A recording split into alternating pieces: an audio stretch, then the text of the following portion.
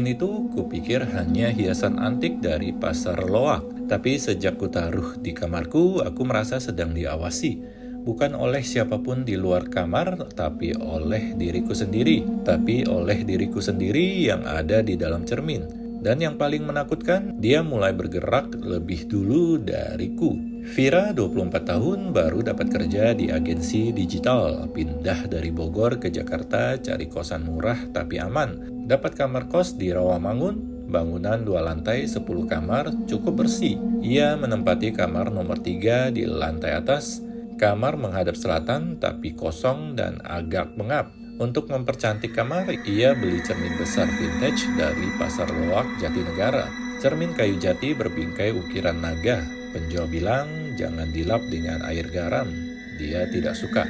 Cermin diletakkan menghadap tempat tidur, awalnya biasa. Tapi seminggu setelahnya, Vira mulai merasa cermin itu bernafas. Bayangan di cermin terlihat berbeda, kadang lebih lambat, kadang lebih cepat. Satu malam saat Vira berkaca, bayangannya tersenyum. Padahal dia sedang menangis karena stres kerja. Dia menutup cermin dengan kain, tapi tiap pagi kain itu jatuh sendiri. Pernah ia bangun tengah malam melihat dirinya berdiri di cermin padahal belum bangun dari kasur. Vira mulai bermimpi terjebak di dalam cermin, memukul kaca dari dalam sambil melihat dirinya tertidur di luar.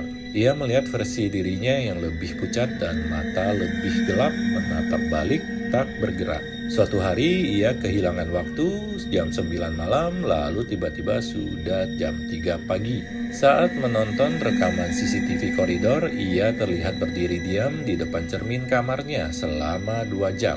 Ia konsultasi ke teman kos, Tita, tapi malah dicurigai kerasukan. Tita menyarankan untuk membalik cermin, jangan hadapkan ke tempat tidur.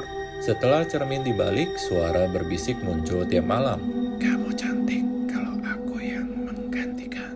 Tita mulai lihat perubahan pada Vira, wajahnya lebih pucat, tertawa sendiri, dan kadang menatap tanpa kedip. Vira merasa didorong oleh dirinya sendiri dalam mimpi ke dalam kolam cermin berisi darah. Satu malam ia pingsan dan bangun dengan darah dari telapak tangannya seolah mencakar sesuatu. Teman kos lain mulai ketakutan. Malam berikutnya Tita melihat Vira berkaca. Dan bayangannya di dalam cermin masih menatap meski Vira sudah menjauh. Seorang tetangga kos membawa Ustadz ke kosan. Ustadz itu langsung berkata, cerminnya bukan benda mati, itu pintu. Mereka lakukan pembacaan ayat. Saat air ruqyah dipercikkan ke cermin, terdengar jeritan tajam dari dalam kamar. Cermin retak sedikit dan dari retakan itu keluar aroma amis seperti bangkai. Vira kejang-kejang lalu pingsan.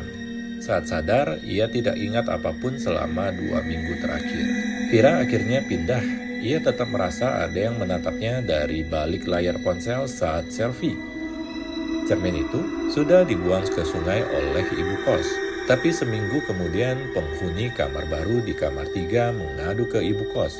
Bu, kenapa ada orang tertawa tiap malam dari dalam lemari saya? Dan kenapa cerminnya masih di pojokan kamar?